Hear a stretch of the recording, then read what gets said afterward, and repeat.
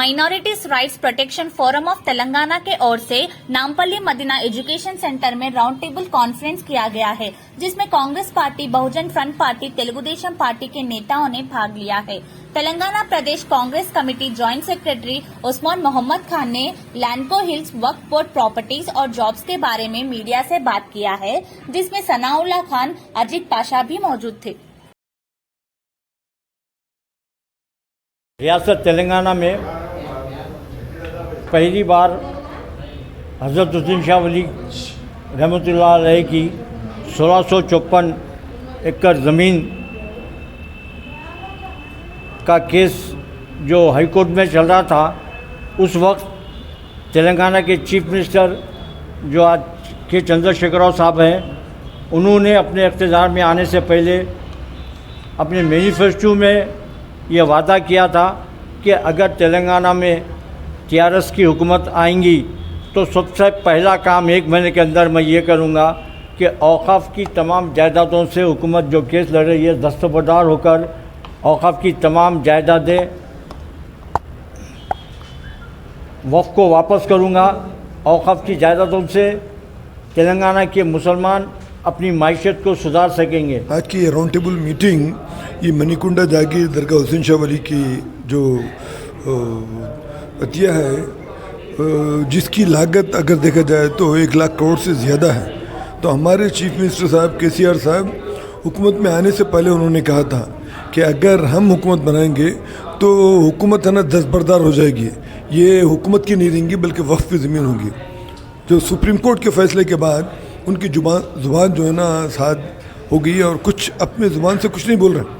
हालांकि देखा जाए तो इस मामले में उनको कहना चाहिए था कि हम जो है ना फिर रिव्यू पिटीशन डालेंगे। रिव्यू पिटीशन डालने की ज़रूरत भी नहीं है, क्योंकि उनके इशारे पे काम हुआ है। रातों रात जो है ना एक ऐसे तहसीलदार को जो बहुत ही एक्सपर्ट था उसको निकाल दिया गया, आज तक उसको पोस्टिंग नहीं दी है। उसके साथ साथ जो मंशाए वक्त था वो पेपर्स निकाल दिए। तो ज़ाहिर है हारना नहीं तो क्या होगा। जब ये केस हाई कोर्ट में जीतते, ट्रिब्यूनल में जीतते, फिर सुप्रीम कोर्ट में कैसा हारते, तो हुकूमत है ना हरा ही समझो एक लिहाज से। तो इसमें खुल्लम खुल्ला हुकूमत की जो है ना नाइंसाफ़ी है। तो इस मामले में हमको क्या करना चाहिए तो वो सोचने के लिए, और उसके साथ साथ इनके जो वादे हैं 12% का रिजर्वेशन हो या वो इसके लिए कमिश्नरेट बनाने की बात हो, या उसके साथ साथ जो है ना ये कहे थे कि मैं खातिर खा बजट दूंगा, बजट देके तो 0.12 है और उसमें से 50% खर्च होता, 50% है ना ज़ाय हो जाता, जम भी नहीं होता। तो कमिश्नरेट की बात तो बहुत दूर है। जब हिंदू एंडोमेंट्स कमीशन हो सकती है तो मुस्लिम वक्फ बोर्ड क्यों नहीं हो सकती।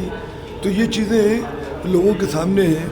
आज तमाम लोग मिलके यही सोच विचार कर रहे हैं। मुख्तलिफ मकातब ख्याल के लोग यहाँ पर हैं, पॉलिटिकल पार्टीज़ के लोग हैं, वही समझते हैं कि फ़ौरन हुकूमत है इसके बारे में रिव्यू पिटीशन डालें और हुकूमत का जो असली चेहरा लोगों के सामने बेनकाब करना है कि ये लोग जो है ना अपने आप को बड़े हमदर्द जो बताते हैं, और उनके साथ जो लोग जो पॉलिटिकल पार्टीज़ उनकी जी हुजूरी जो करते हैं, उनके मामले पर भी जो है ना लोगों के सामने असल इनका चेहरा क्या है वो रखना है। तो आज इस राउंड टेबल की तरफ से हम आइंदा क्या फ्यूचर प्रोग्राम होगा, लाए अमल क्या होगा, उसको हम तय करेंगे।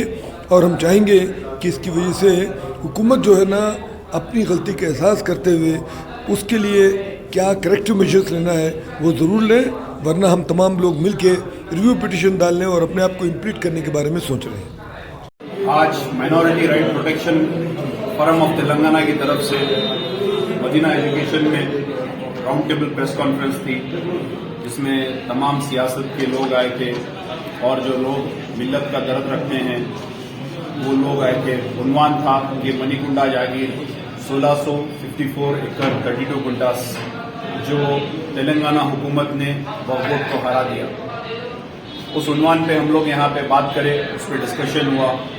और मैं अपना सजेशन ये दिया कि आवाम को बताना चाहिए कि हम ये मनीकुंडा की जागीर सुप्रीम कोर्ट से कैसा हारे। ये मैं आपके सामने सुप्रीम कोर्ट की पूरी केस की लिस्ट आपको दे रहा हूँ।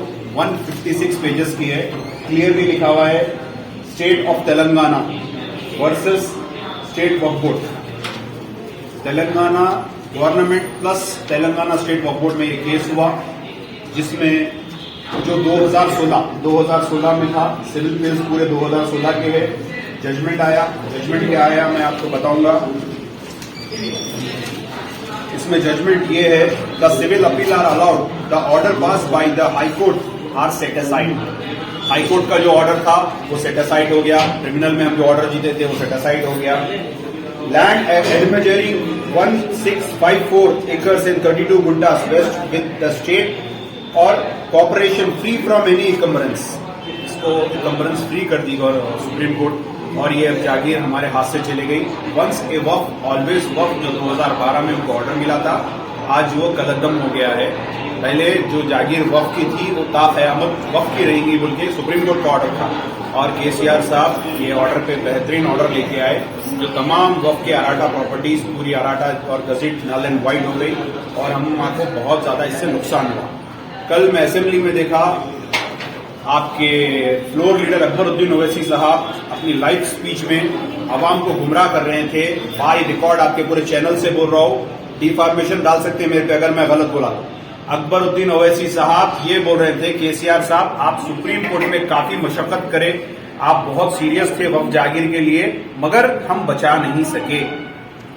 हुसैन शाह वली की जागीर हम बचा नहीं सके, आवाम को बेवकूफ बना रहे हैं अकबरुद्दीन ओवैसी साहब। असेंबली में मुसलमानों की तरफ से रहबर बनकर झूठ बोल रहे हैं अकबरुद्दीन ओवैसी साहब। इसीलिए बोल रहा हूं कि के चंद्रशेखर राव टीआरएस हुकूमत ये केस हराई, और अकबरुद्दीन ओवैसी साहब के बड़े भाई असदुद्दीन ओवैसी साहब मेंबर है वक्फ बोर्ड के। अकबरुद्दीन ओवैसी साहब के एमएलसी भी पहले मेंबर थे। 2016 से केस चल रहा। मैडम आप रिमार्क्स नहीं देखे आप लोग, आप बैरिस्टर है, आप क्या कर रहे थे? आप इतनी नॉलेज रखने वाले आदमी हैं, आप क्या कर रहे थे? उसमें एमएलए मौजम खान साहब थे, अकबर निजामुद्दीन है, सीबीसीआईडी इंक्वायरी से इनको कैसा बचना मालूम है, तो ये वक्त की जागीर कैसा बचाना नहीं मालूम है। ये आपके सामने क्लियरली मैं बता रहा हूं, सुप्रीम कोर्ट में government of Telangana versus Waqf board 2016 के बिल से ये, इसमें एक एफिडेविट गवर्नमेंट को देना चाहिए था। अगर एफिडेविट गवर्नमेंट दे देती जैसा वादा करी थी कि मैं तमाम वक्फ के अराजी वापस लाके दूंगा, लालको हिल्स जितनी मनीकुंडा जागीर है उसमें बैलों से हल चलाऊंगा, ये केसीआर साहब बोले थे।